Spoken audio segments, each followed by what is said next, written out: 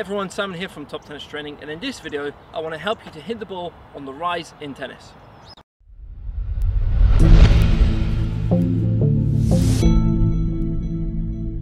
Now before we get into the technical side of things, how to actually hit the shot on the rise, why would you want to hit the ball on the rise? Now there are three main reasons. When the ball has bounced, the ball's going to start rising up, and hitting the ball on the rise means that you're hitting it while it's going upwards, while it's rising.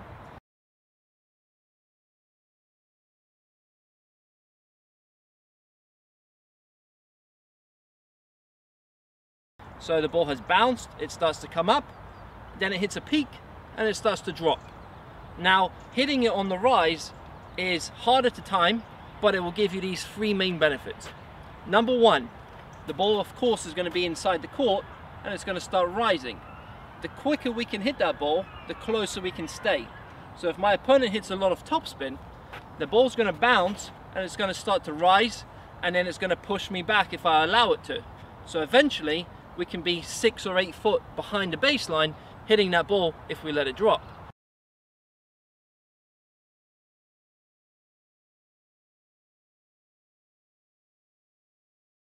Whereas if we take it on the rise, we can maintain our court position closer to the baseline, which will allow us to have more angles and will allow us to be a bit more aggressive than if we're 6 or 8 feet behind the baseline. If you compare Nadal, someone who likes to play very far back, especially on the clay, to a Djokovic, someone who likes to stay close to or inside the baseline,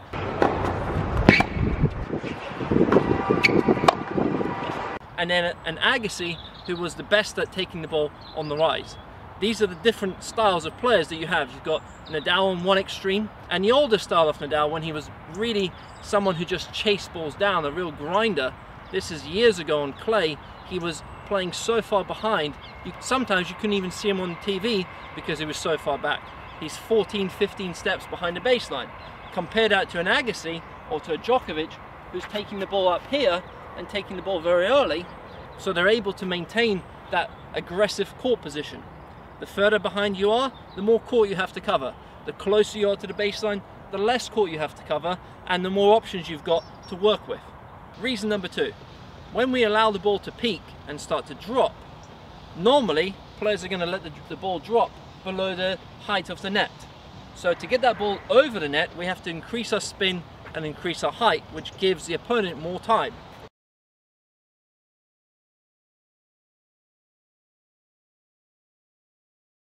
So by letting the ball drop, we have to hit a more defensive shot to get the ball back in court. So we have to have more spin and more height to clear the net and to get it to dip in before the lines. When we hit it on the rise, especially if we hit it just before the peak, normally, especially on a higher ball, we can hit that ball flatter. So we can hit the ball flatter and more aggressive, and this will take time away from the opponent because we don't have that curve on the ball.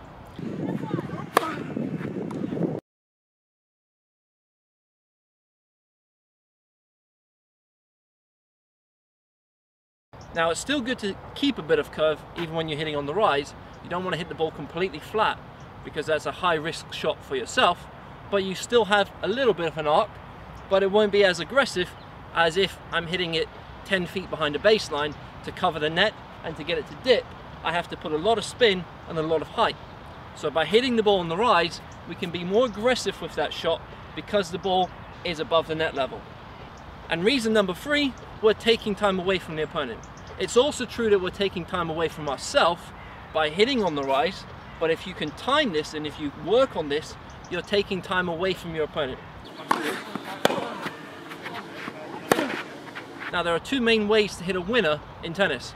Number one, you increase your racket head speed and you go for a bigger shot, a flatter shot, a higher risk shot. Now this will increase the risk on your side and make you hit more unforced errors. The second option is taking the ball on the rise and taking time away from your opponent before they fully recovered. Now if I stay behind and I take the ball as it's dropping and really move back, my opponent has a lot of time to recover into a good position, so for me to hit a winner becomes much harder. I have to go for more. Whereas if I'm on the baseline or inside the baseline taking the ball on the rise, I don't have to hit that kind of great shot. I can hit a good shot, but the opponent hasn't recovered properly, so I have much more options to play with.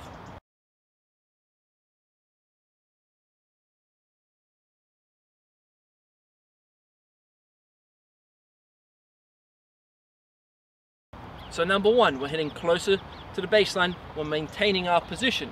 Number two, we can hit a flatter shot, we can be more aggressive because the ball tends to be higher up when we hit it on the rise. And number three, you're taking time away from the opponent. So 3 main reasons why it's a good idea to practice taking the ball on the rise.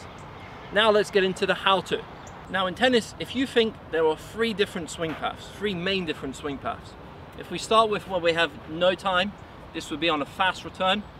We're going to just block the ball. We're going to go close to the contact point and just block the ball, redirect it. That's when we have a fast serve, and that's when we have very little time.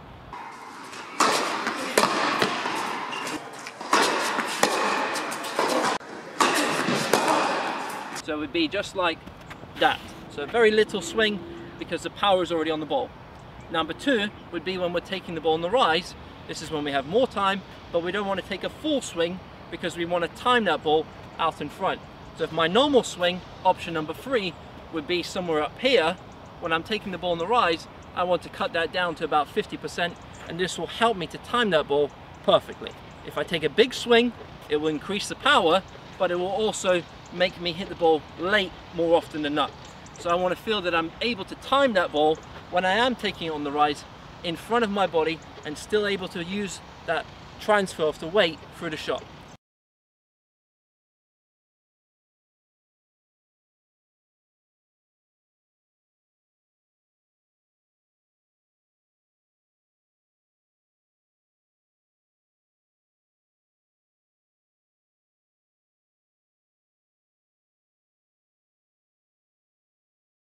If your normal swing is back here, when you're taking the ball on the rise, cut that in half, make it 50%, the same kind of loop, the same kind of circle as your normal swing, but 50% shorter. This will help you to time that ball out in front and hit a clean shot. So the second thing you want to focus on is the footwork, getting your feet in the right position so that you're able to hit that ball on the rise. Many players shy away from hitting the ball on the rise because they're a little bit lazy with the feet, and they prefer to move back because it gives them more time to set up for that shot. When you're hitting on the rise, you simply don't have that option of being lazy. If you are lazy, you'll pay for it. So hitting on the rise equals working a little bit harder and a bit more intense with your footwork to get in the right position. Because once I start moving back, I can take my time. But once I start moving forward to take the ball on the rise, I have to be very quick to get in that right position so that I'm able to hit the ball on the rise. And the third thing you want to focus on is maintaining your balance through the shot, and whenever possible, stepping in with a neutral stance to take that ball on the rise. The reason we want to use the neutral stance whenever possible is it allows us for that weight shift from the back leg to the front leg. So if I'm using an open stance, my body weight is more on the spot or going upwards. This is better for when I want to generate heavy topspin. And when I want to take the ball on the rise and hit a flatter shot and really go through that ball, the neutral stance is my best option, because this stance will allow me to go from the back leg. I'm loading up on this back leg. As I make contact, I'm transferring onto the front leg, and then I can have that weight shift from back leg to front leg, and then the rotation. So it's going to be like this on the forehand, and on my two-hander, it's going to be left leg, right leg, and then coming forward. This will allow me to really go in the shot, transfer my weight, and hit a more aggressive shot. So a quick recap on the technical side of things. Number 1, you want to shorten the backswing so that you're able to hit the ball out in front. This is for the forehand and the backhand side. And number 2, you want to work hard with your feet to get behind the ball in the right position so that you're able to hit that shot on the rise. And number 3, you want to feel that you're transferring your weight from back leg to front leg whenever possible, using that neutral stance, which will allow you to really go in that shot and put your body weight behind it. So there you have it, guys. I hope you've enjoyed the video and learned something new. If you've enjoyed it, give it a thumbs up. Also subscribe to the channel and turn on the notification bell so you get our latest videos as soon as we release them.